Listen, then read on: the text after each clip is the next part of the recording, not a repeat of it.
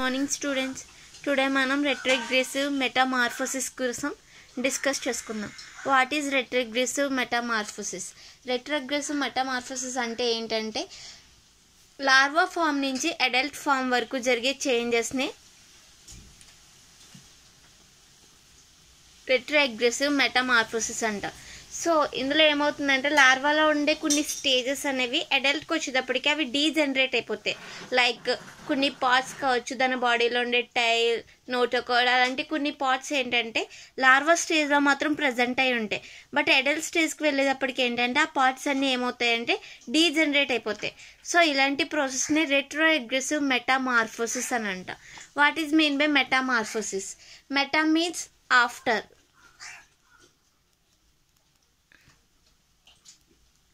morph means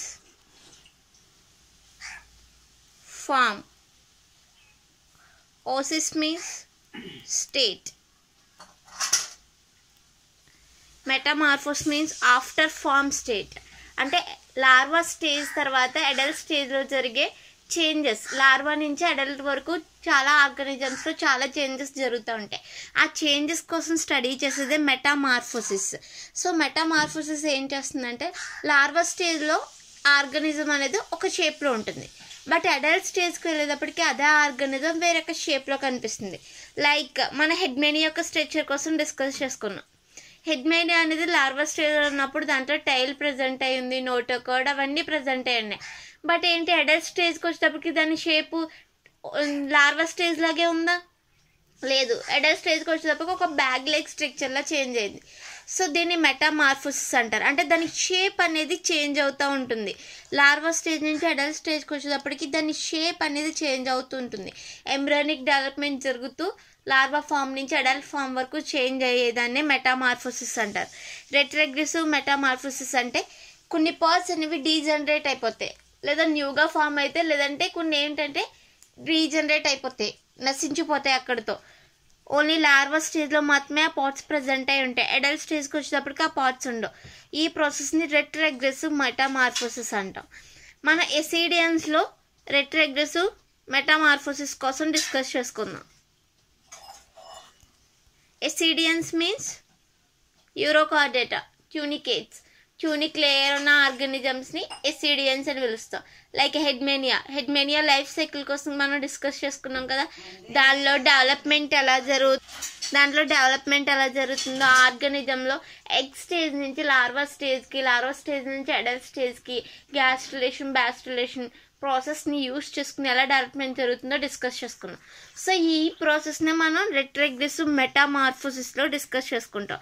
అంటే larva స్టేజ్లో ఏ parts present అయ్యి ఉన్నాయి, అడల్ట్ స్టేజ్కి వచ్చేటప్పటికి ఏ పార్ట్స్ అనేవి డీజనరేట్ అయ్యాయి, ఆ ప్రాసెస్ కోసం మనం ఈ టాపిక్లో డిస్కస్ చేసుకుంటాం. లైక్ మెటామార్ఫోసిస్ అనేది ఏంటంటే ఎసిడియన్ లార్వాలో ఉండే ఒక యూనిక్ క్యారెక్టర్. అంటే మనం మిగిలిన దాంట్లో చాలా చేంజెస్ చూస్తాం, బట్ ఎసిడియన్స్లో ఏంటంటే లార్వా స్టేజ్లో ఉండే కార్డెట్ క్యారెక్టర్స్ అనేవి అడల్ట్ స్టేజ్కి వచ్చేటప్పటికి ఏమవుతాయంటే అవి ఉండవు, కనిపించవు, డీజనరేట్ అయిపోతాయి ఆ క్యారెక్టర్స్. సో మెటామార్ఫోసిస్ని ఎసిడియన్స్లోనే ఎందుకు డిస్కస్ చేసుకుంటామంటే మ్యాక్సిమం మనకి మెటామార్ఫోసిస్ అంటే ఏంటంటే లార్వా స్టేజ్లో క్యారెక్టర్స్ ప్రజెంట్ అయి ఉంటాయి, బట్ అడల్ట్ స్టేజ్కి వచ్చేటప్పటికి ఏంటంటే అవి కనిపించవు ఆ క్యారెక్టర్స్. సో అందుకే మనం దీంట్లోనే ఆ టాపిక్ కోసం డిస్కస్ చేస్తాం. లైక్ మనం మెటామార్ఫోసిస్ ఎసిడియన్లో డిస్కస్ చేసుకోవాలనుకోండి, హెడ్మేనియాలో డిస్కస్ చేసుకుందాం. హెడ్మేనియా లార్వా స్టేజ్కి వచ్చేటప్పటికి ఎలా ఉంటుంది? టైల్ ప్రజెంట్ అయి ఉంటుంది, దాంట్లో నోటోకోడ్ ప్రజెంట్ అయి ఉంటుంది, నావ్కోడ్ ప్రజెంట్ అయి ఉంటుంది, గిల్ స్లైస్ ప్రజెంట్ అయి ఉంటాయి, నాన్ ఫీడింగ్ మౌత్ అనేది ప్రజెంట్ అయి ఉంటుంది. సో ఇవన్నీ కార్డెట్ క్యారెక్టర్స్ అయినా, టైల్ ప్రజెంట్ అయి ఉండడం, నోటోకోడ్ ప్రజెంట్ అయి ఉండడం, డోర్సో నావ్కోడ్ ప్రజెంట్ అయి ఉండడం, ఇవన్నీ మనకి కార్డెట్స్ క్యారెక్టర్స్.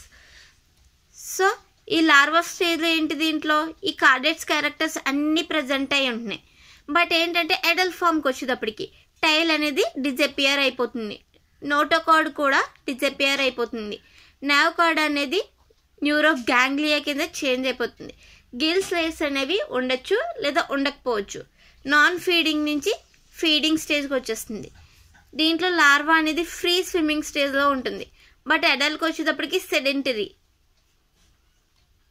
సో ఎన్ని చేంజెస్ జరిగాయి లార్వా ఫామ్కి వచ్చేటప్పటికి అండ్ దీంట్లో అడల్ట్ స్టేజ్కి వచ్చేటప్పటికి? సో ఈ ప్రాసెస్నే మెటామార్ఫోసిస్ అంటారు. అంటే లార్వా స్టేజ్లో ఈ పార్ట్స్ అన్నీ ప్రజెంట్ అయి ఉంటే బట్ అడల్ట్ స్టేజ్కి వచ్చేటప్పటికి ఇవన్నీ డిజపియర్ అయిపోతాయి, లేదంటే డీజనరేట్ అయిపోతాయి. సో ఈ ప్రాసెస్ని మనం మెటామార్ఫోసిస్ అని అంటాం. సో హెడ్ మేనియాలో మెయిన్ మనకి ఈ క్యారెక్టర్స్ అన్నీ చూస్తాం. సో లార్వా ఫామ్లో ఇవన్నీ ప్రజెంట్ అయి ఉండడం వల్లే హెడ్ మేనియా అనేది ఒక కార్డేటా ఫైలం కింద మనం తీసుకున్నాం. లేదంటే ఇది కార్డేటా ఫైలం అవుతుందా హెడ్ మేనియా? అవ్వదు. ఎందుకంటే అడల్ట్ స్టేజ్లో దీనికి ఏ పార్ట్ ప్రజెంట్ అయి ఉండట్లేదు, బట్ లార్వా స్టేజ్లో ప్రజెంట్ అయి ఉంటుంది. కార్డేటా యొక్క మెయిన్ ఫీచర్ ఏంటి? నాటోకార్డ్ కావచ్చు, డార్సల్ విల్ కావచ్చు, ఇంకా గిల్స్ లైస్ కావచ్చు, టైల్ కావచ్చు. దీని లైఫ్ స్పాన్లో ఏదో ఒక స్టేజ్లో ప్రజెంట్ అయి ఉండాలి. సో ఇందులో ఏంటి, లార్వా స్టేజ్లో ఇవన్నీ ప్రజెంట్ అయి ఉంటున్నాయి, బట్ అవన్నీ డిజపియర్ అయిపోతున్నాయి అడల్ట్ స్టేజ్కి. సో కార్డేటా క్యారెక్టర్స్ బట్టి ఇది కార్డేటా అవుతుంది. సో దీని లార్వా ఫామ్ని బేస్ చేసుకునే ఈ ఆర్గానిజంని కార్డేటా ఫైలంలో యాడ్ చేస్తారు. లేదంటే ఇది ఒక నాన్ కార్డేట్ ఇన్వర్టిబ్రేట్ కిందనే ఉండిపోతుంది, వేరొక సపరేట్ ఫైలంలో యాడ్ చేద్దరు.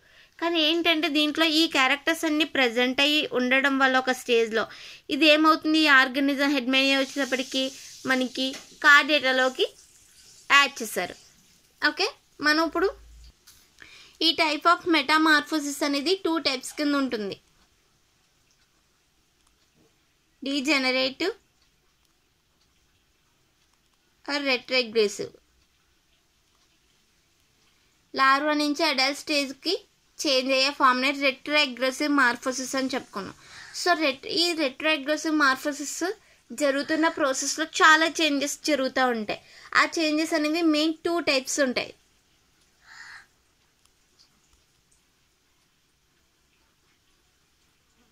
రెట్రోగ్రెసివ్,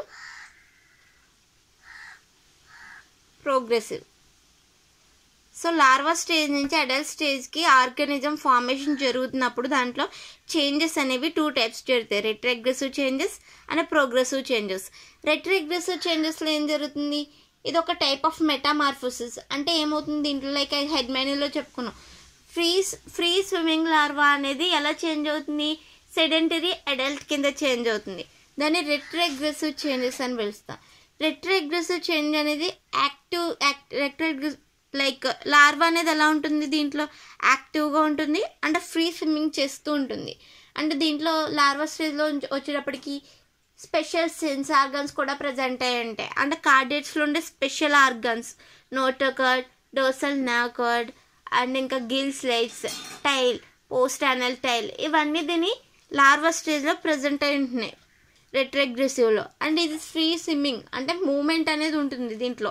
అండ్ ఇది చాలా ఫ్రీగా మూమెంట్ అవుతూ ఉంటుంది అంటే యాక్టివ్గా ఉంటుంది ఈ స్టేజ్లో. సో ఫర్దర్గా రెట్రోగ్రెసివ్ జరిగిన తర్వాత రెట్రోగ్రెసివ్ చేంజెస్ జరుగుతున్నప్పుడు ఏమవుతుందంటే లార్వా స్టేజ్, అంటే దీని లార్వా స్టేజ్ అనేది ఎలా చేంజ్ అవుతుందంటే కొన్ని పార్ట్స్ అనేవి దీంట్లో డీజనరేట్ లేదా డిజపియర్ అయిపోతాయి. సో అవి ఏంటంటే టైల్, దీంట్లో ఉండే టైల్ అనేది డిజపియర్ అయిపోతుంది, షార్ట్ అయిపోతుంది టైల్ లేదా డిజపియర్ అయిపోతుంది. రెట్రోగ్రెసివ్ చేంజెస్, టైల్ అనేది షార్ట్ అయిపోతుంది లేదా డిజపియర్ అయిపోతుంది. అంటే దీంట్లో ఉండే caudal muscle, notochord, nerve card ఇవి డిజపియర్ అయిపోతాయి లేదంటే బ్రేక్ డౌన్ అయిపోతాయి. డిజపియర్ లేదా break down, notochord, nerve card ఇంకా గిల్స్ లైస్ ఇవి డిజపియర్ అయిపోతాయి లేదంటే బ్రేక్ డౌన్ కూడా అయిపోతాయి. నెక్స్ట్ దీని లార్వా ఫామ్లో ఉండే సెన్స్ ఆర్గన్స్ అనేవి లాస్ట్ అయిపోతాయి. అడల్ట్ స్టేజ్కి వెళ్ళేటప్పటికి రెట్రోగ్రెసివ్ చేంజెస్లో టైల్ అనేది షార్ట్ లేదా డిజపియర్ అయిపోతుంది. Caudal muscles like notochord, nerve cord అనేవి ఏమవుతాయి, డిజపియర్ అయిపోతాయి లేదంటే బ్రేక్ డౌన్ అయిపోతాయి. లార్వాలో ఉండే కొన్ని సెన్స్ ఆర్గన్స్ ఏమవుతాయి, డిజపియర్ అయిపోతాయి, లాస్ట్ అయిపోతుంది. అండ్ ఇంకా ఏంటంటే దీని మౌత్ దగ్గర ఉండే అటాచ్మెంట్ అనేది కూడా లాస్ అయిపోతుంది ఈ ఆర్గానిజం. సో ఇది ఎప్పుడు నాన్ ఫీడింగ్ స్టేజ్లో ఉంటుంది కదా, ఎప్పుడు లార్వా స్టేజ్లో ఉన్నప్పుడు. సో ఈ నాన్ ఫీడింగ్ స్టేజ్ అనేది దీని అటాచ్మెంట్ నుంచి దూరం అయిపోతుంది. అంటే మౌత్ని కవర్ చేస్తుండే ట్యూనిక్ లేయర్ అనేది డిజపియర్ అయిపోతుంది. సో ఇవి రెట్రోగ్రెసివ్ చేంజెస్, ఒక ఆర్గానిజం డెవలప్మెంట్లో జరిగే రెట్రోగ్రెసివ్ చేంజెస్. మరి ప్రోగ్రెసివ్లో ఏం జరుగుతాయి? ప్రోగ్రెసివ్లో ఏమవుతుందంటే లార్వా స్ట్రక్చర్స్లో కొన్ని లార్వా స్టేజ్ నుంచి అడల్ట్ స్టేజ్కి వెళ్ళేటప్పుడు ఏంటంటే ప్రోగ్రెసివ్ చేంజెస్లో ఏం జరుగుతాయంటే లార్వా స్టేజ్లో చాలా డిజపియర్ అయిపోతుంది మనకి రెట్రోగ్రెసివ్ చేంజ్ జరిగిన తర్వాత అడల్ట్ స్టేజ్కి వచ్చేటప్పటికి ఏమవుతాయంటే కొన్ని ఆర్గన్స్ అనేవి ఆల్రెడీ వీటిలో లాస్ అయిపోయింది. కొన్ని ఆర్గన్స్ ఏమవుతాయంటే ఎలాబరేట్ అవుతాయి, అంటే కొన్ని స్పెషలైజ్డ్ క్యారెక్టర్స్ అనేవి దీనికి యాడ్ అవుతూ ఉంటాయి ప్రోగ్రెసివ్లో. లైక్ టైల్ అనేది దీంట్లో లాస్ అయిపోతుంది. అడల్ట్స్కి వచ్చేటప్పటికి ఏంటంటే నెరోకార్డ్ అనేది దీంట్లో లార్వా స్టేజ్లో డిజపియర్ అయిపోయింది. బట్ ప్రోగ్రెసివ్ స్టేజ్లో అంటే అడల్ట్ స్టేజ్కి వచ్చేటప్పటికి దీంట్లో ఏమవుతుందంటే నెరోకార్డ్ అనేది నెర్వ్ గ్లాండ్స్ అన్నీ కలిసి సెరిబ్రల్ నెరోకార్డ్ని ఫార్మేషన్ అనేది చేస్తుంది ప్రోగ్రెసివ్లో. సో ఇది ఒక ఎలాబరేట్ క్యారెక్టర్, దీంట్లో అడల్ట్స్లో మాత్రమే ఉండే elaborate character. And mouth become functional, mouth అనేది వర్క్ చేస్తుంది. లార్వా స్టేజ్లో ఏంటి మౌత్ అనేది వర్క్ చేయదు, ఎందుకంటే దాన్ని ట్యూనిక్ లేయర్ కవర్ చేస్తుంది. So non feeding stage larva అనేది. బట్ ఎప్పుడైతే అడల్ట్ స్టేజ్కి వస్తుందో అది ఫీడింగ్ స్టేజ్, మౌత్ అనేది బికమ్ ఫంక్షనల్. అండ్ ఇంకా దీంట్లో ఉండే ప్యారింగ్స్ అనేది అనలైజ్ అవుతుంది దాని సైజ్, ఎందుకంటే దీని మౌత్ అనేది ఫంక్షన్ జరుగుతున్నప్పుడు దీంట్లో డైజెషన్ కూడా స్టార్ట్ అవుతుంది. సో అందుకే దీని అడల్ట్ స్టేజ్కి వచ్చేటప్పటికి ప్యారింగ్స్ అనేది అనలైజ్ అవుతుంది. సో ఇవి మెటామార్ఫిస్లో జరిగే retrogressive and progressive changes. And ఎస్సిడియన్స్లో రెట్రోగ్రెసివ్ ప్రోగ్రెసివ్ చేంజెస్ జరగాలంటే దాని లార్వా స్టేజెస్ కోసం మనం తెలుసుకోవాలి. మనం ఆల్రెడీ హిడ్మేనియా యొక్క లార్వా స్టేజెస్ కోసం తెలుసుకున్నాం. అంటే లార్వా అనేది ఎలా డెవలప్మెంట్ అవుతుందో, లార్వాలో ఉండే కొన్ని స్పెషల్ ఫీచర్స్ కోసం డిస్కస్ చేసుకున్నాం. ఏముంటే లార్వాలో ట్యూనిక్ లేయర్ ఉంటుంది, ఇవి హెర్మోప్రెడేట్ ఆర్గానిజమ్స్. ఇంకా ఏం ప్రజెంట్ అయ్యి ఉంటే లార్వాలో టైల్ ప్రజెంట్ అయి ఉంటుంది, కాడల్ ఫిన్స్ ప్రజెంట్ అయి ఉంటాయి. అండ్ ఇంకా ఇది ఎగ్స్ని చేస్తుంది, క్లీవేజ్ అనేది జరుగుతుంది. అండ్ క్లీవేజ్లో గ్లాస్టిలేషన్ ప్రాసెస్ జరిగి ఆర్గానిజం బికమ్స్ అడల్ట్ స్టేజ్కి వస్తుంది. సో దీని లార్వాలో జరిగే చేంజెస్ ఇవి. లార్వా అనేది ఫ్రీ స్విమ్మింగ్ స్టేజ్ ఉంటుంది, నాన్ ఫీడింగ్, ఎందుకంటే దీని మౌత్ అంతా ట్యూనిక్ లేయర్తో కవర్ చేయబడి ఉంటుంది. ఇది టాడ్పోల్ లార్వా. సో చూడండి, ఇది టైల్, నోటోకార్డ్, దీని మిడిల్లో ఉండేది నర్వ్ కార్డ్, ప్యారింగ్స్. సో ఈ విధంగా ఉండే టాడ్పోల్ లార్వా ఏమవుతుంది, హెడ్మేనియా అడల్ట్ కింద చేంజ్ అవుతుంది.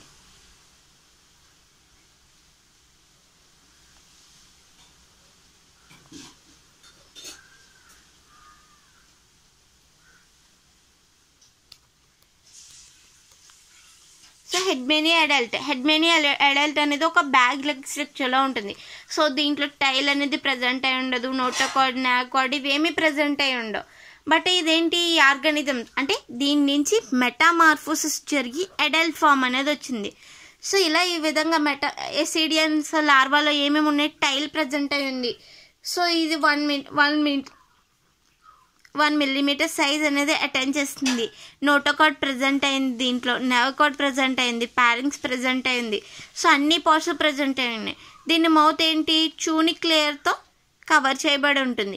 సో ఇది నాన్ ఫీడింగ్ స్టేజ్. ఇవన్నీ ఎసిడియన్ లార్వా ఉండే ఫార్మ్స్.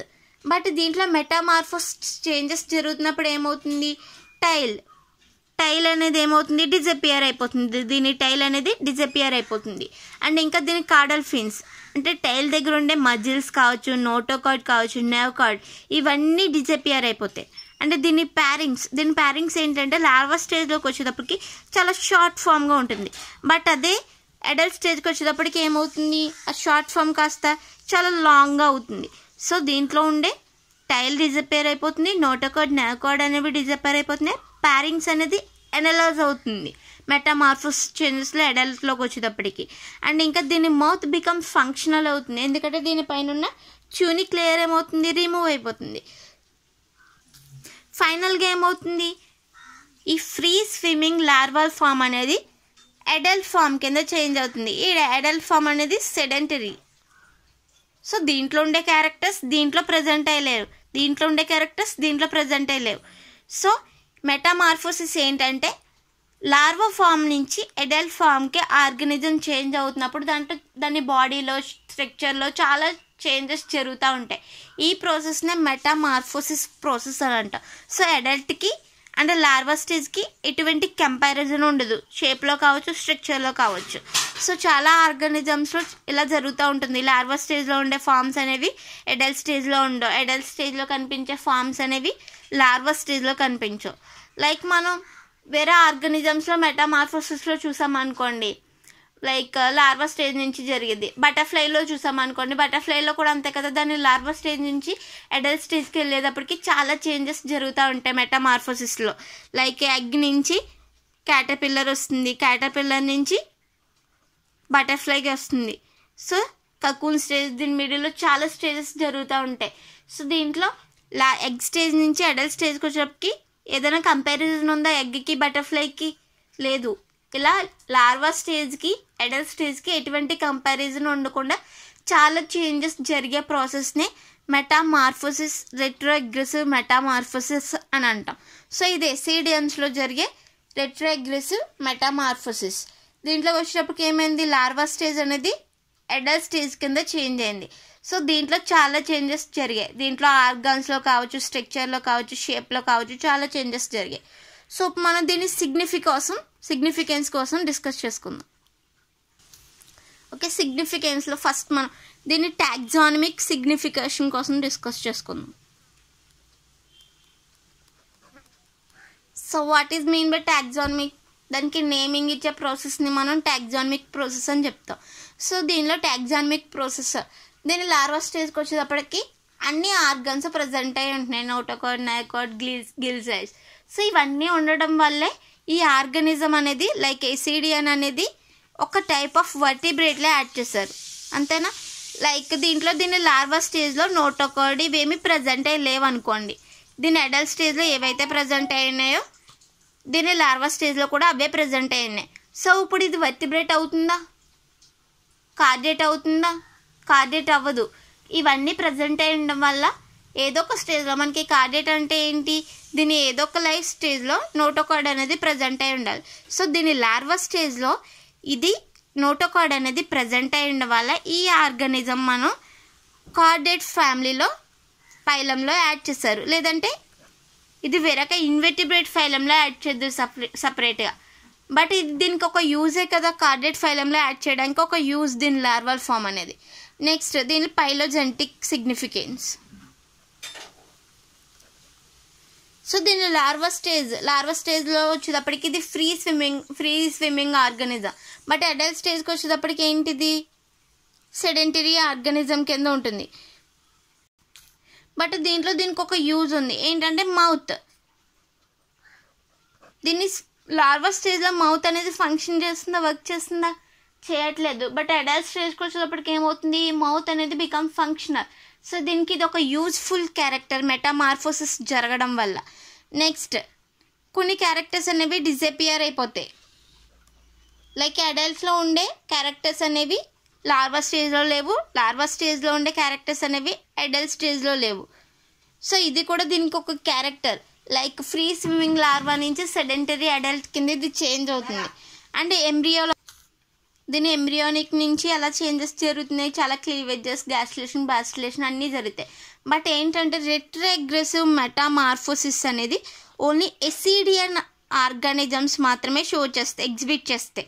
ఇంకా ఏ ఆర్గానిజంలోని మనం రెట్రోగ్రెసివ్ మెటామార్ఫోసిస్ మెటామార్ఫోసిస్ ప్రాసెస్ చూస్తాం, బట్ రెట్రోగ్రెసివ్ మెటామార్ఫోసిస్ అనే ప్రాసెస్ చూడం. లైక్ రెట్రోగ్రెసివ్ మెటామార్ఫోసిస్ అంటే ఏంటంటే లార్వా స్టేజ్లో ఉండే ఏ క్యారెక్టరు దీన్ని అడల్ట్ స్టేజ్లో చూడట్లేదు మనం. బట్ మెటామార్ఫోసిస్లో ఏంటంటే లార్వా స్టేజ్లో ఉండే కొన్ని క్యారెక్టర్స్ అనేవి అడల్ట్ స్టేజ్కి వచ్చినా అలానే ఉంటాయి. బట్ రెట్రోగ్రెసివ్ మెటామార్ఫోసిస్లో ఏ క్యారెక్టర్ ఉండదు. ఓకే, ఇది రెట్రోగ్రెసివ్ మెటామార్ఫోసిస్.